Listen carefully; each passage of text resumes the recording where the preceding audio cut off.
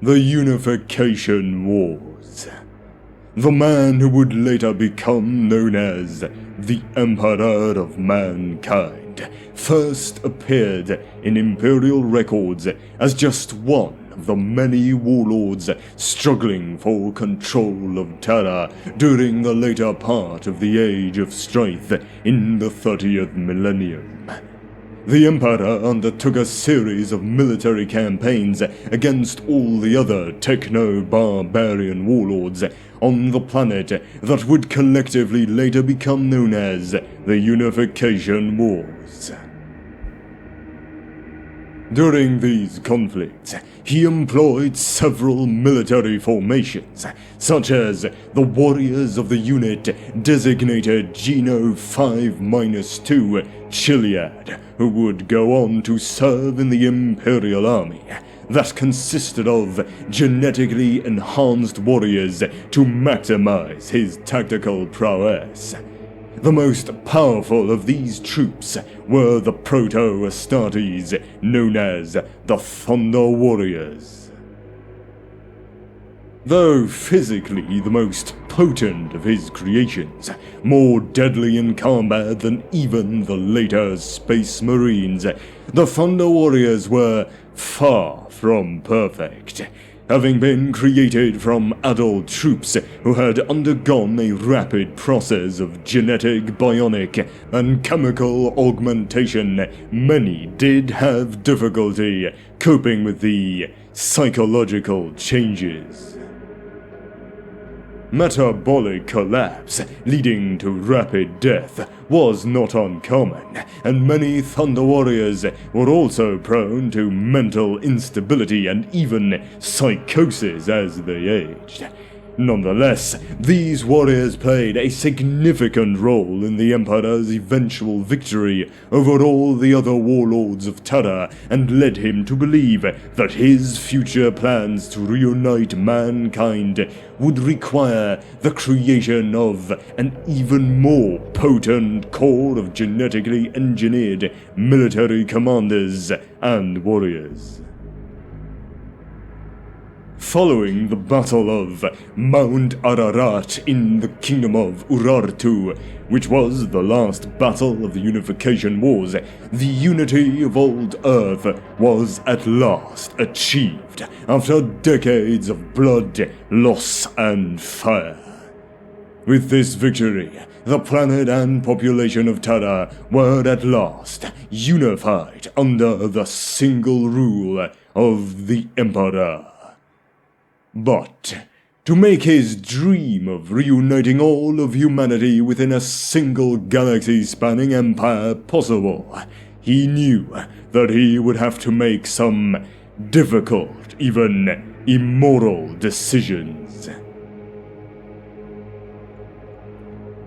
Their purpose having been achieved, the Emperor ordered all of the remaining Thunder Warriors to be liquidated. Their imperfections and propensity for mental decay rendered them a dangerous group of warriors to leave alive in a time of peace. They needed to be removed to make way for their eventual successors, the Primarchs and the Space Marines. In truth, the Emperor was right to be worried about his creations. Another source claims that even before the Unification Wars had ended, the Thunder Warriors at last realized that their creator had cursed them with short lifespans as a result of their imperfect genetic augmentations, and turned upon him for what they saw as his betrayal. It was a cadre of several hundred custodians, even then believed to have been commanded by the legendary Constantine Valdor, and accompanied by several thousand prototype Astartes of the First Legion of the newborn Space Marines that stood in the Emperor's defense, carrying out a merciless culling of the obsolete and rebellious Gene soldiers. Though some Thunder Warriors successfully escaped the Cull, however it happened, the vast majority of those who survived the Unification Wars died at the hands of their own allies. Individually or in small groups, like the self-stylized II.THE, present during the Cerberus insurrection of the early Great Crusade era, some Thunder Warriors would survive, living mostly anonymous and miserable lives amongst the population of Terra. All honors of the past forsaken, always fearful of being discovered. Fortunately for these survivors, the Imperium, believing them all dead, never truly sought to hunt them down, as all efforts were by now concentrated on the progress of the Great Crusade. Official Imperial propaganda proclaimed that the Thunder Warriors had heroically died to the last man during the Battle of Mount Ararat, the greatest of their number, Arictaranis, surviving just long enough to raise the Emperor's banner when victory and unity was achieved. But the Emperor could not wipe away the stain entirely, for several of the warriors managed to escape what they called the culling, including Arictaranis, who would yet have a role to play in the fate of the Emperor's realm. With the unification of Terra achieved, the Emperor next set in motion his plan to defend and better humanity across the galaxy by unifying those lost bastions of mankind scattered across the myriad stars under the aegis of the newborn Imperium. This extraordinary undertaking would become known as the Great Crusade. Now, the Great Crusade. The Emperor prepared extensively for the Great Crusade in the years after unity was achieved on Terra. He created the special Astro-Telepath Core to link his eventual interstellar dominion together through the use of telepathy, and engineered the creation of the Astronomicon.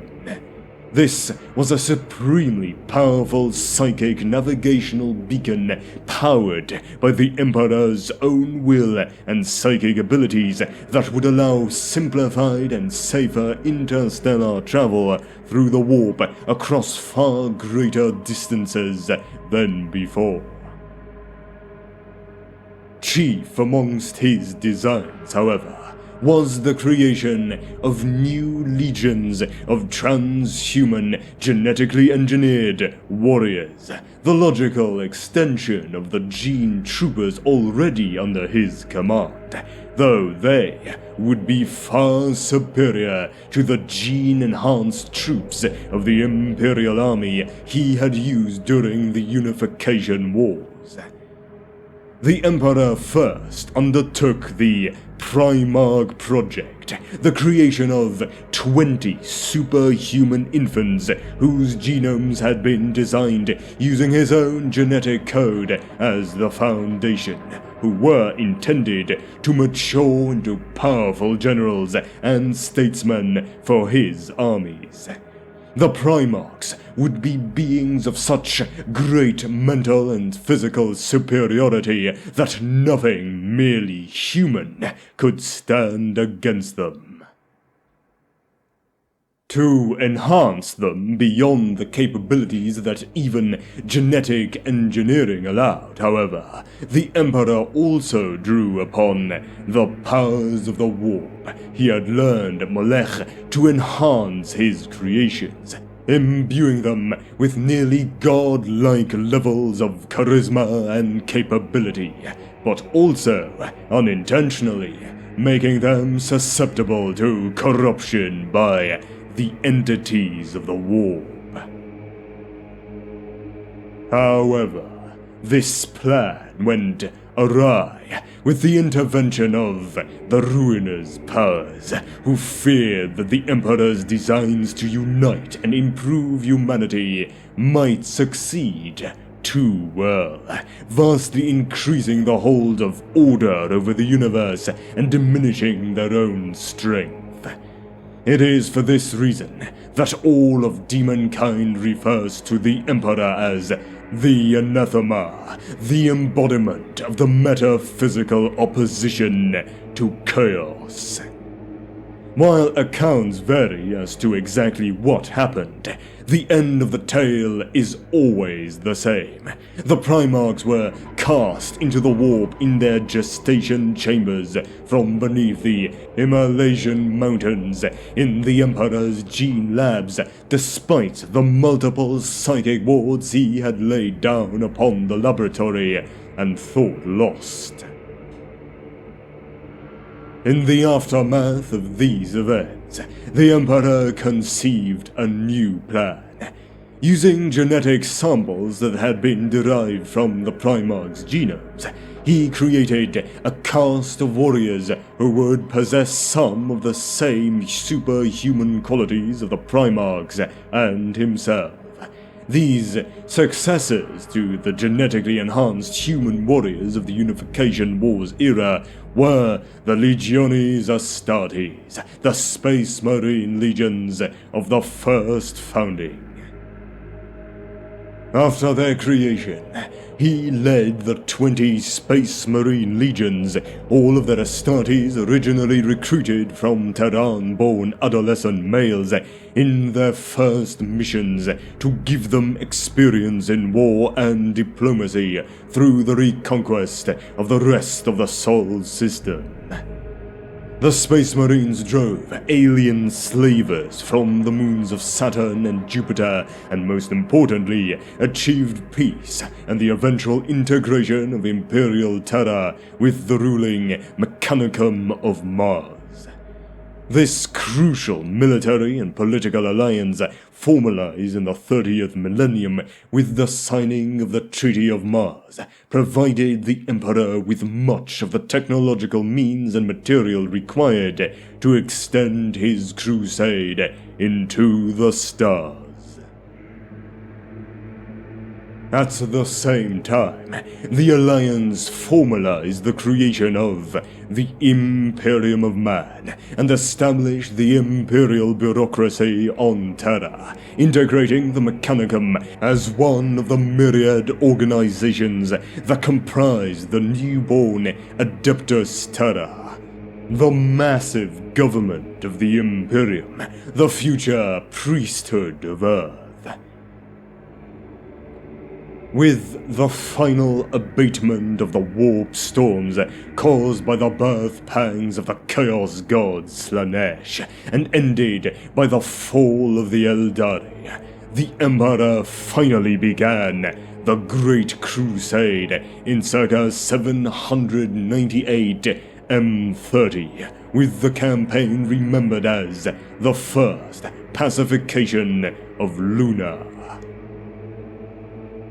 His forces, concentrated amongst a rapidly growing cadre of expeditionary fleets, rediscovered long-lost human colony worlds, cast out alien oppressors, and claimed vast new territories for the newborn Imperium to exploit across the galaxy. Perhaps most importantly, the Emperor leading his crusade rediscovered his lost sons, the Primarchs, as the expeditionary fleets pushed out deeper into the depths of unexplored space. Scattered across the galaxy, the Primarchs were found one by one over a period of many solar decades, and reunited with their father and their own genetic sons in the Space Marine legions. All were placed in command of the Astartes legions, created from their respective gene seed, and played a major part in forging their father's Imperium. Together, they brought thousands of worlds into imperial compliance, establishing the rule of the Imperium over these worlds and inculcating in them the values of the imperial truth, a materialist, atheistic faith in reason, science, and technological progress that rejected all the vestiges of human irrationality and superstition, including all forms of religious faith. Only by promulgating the doctrines of the imperial truth did the Emperor believe he could begin to weaken the hold of the need for faith and the other irrational aspects of the human mind that birthed and sustained the power of chaos in the war. The Emperor himself declared that mankind would never be free to progress and advance to its destined position as the preeminent intelligent species in the Milky Way galaxy until the last stone from the last church was cast down onto the last priest. He had already purged ancient Terra of all its ancient religions and superstitious beliefs by the time the Great Crusade began, even going so far as to personally witness the destruction of the final church on Terra's ancient soil after engaging its resident holy man, Uriah Olater, in a battle of ideas, wit and dogma. The imperial truth also held that humanity was the species which should rightfully rule the galaxy, since its physical form was both the most pure and all of the other intelligent alien races, such as the Eldari, had already tried and failed to maintain galaxy-spanning civilizations. Now, it was humanity's turn to find a place amidst the stars, as almost all intelligent alien species encountered by mankind had proven to be irrevocably hostile or presented a future threat to human dominance and exploitation of the galaxy. Xenos species were generally to be exterminated outright if they presented the slightest threat or obstacle to the Imperium. The Emperor believed the imperial truth needed to be brought to all the worlds of humanity, peacefully at first, but imposed by war if necessary, because he believed that true unity was the only way to survive and prosper in the face of a very hostile universe. If this required the unfortunate use of force against those who refused to understand this necessity, then so be it. Just as he had during the Unification Wars, he again lamented the loss of innocent lives and the curtailing of individual freedoms that the fleets of the Great Crusade sometimes trod upon. But he could see no other way to safeguard humanity and weaken the endless corruptive power of the ruinous powers at the same time. While the imperial truth upheld the light of reason and science, it did have one unbreakable prescription. Men must never develop machines capable of true thought, what scientists had once called artificial general intelligence. The Emperor remembered that it was the great war fought by humanity against the thinking machines known as the Men of Iron that had helped to destroy mankind's last united interstellar civilization at the end of the Dark Age of technology, and he had no desire to see the human race repeat its past mistakes. As such, when the expeditionary fleets of the Great Crusade encountered advanced human civilizations in the dark of space that had developed AGIs, these worlds' populations were simply exterminated outright as potential dangers to the entire body politic of the newborn Imperium.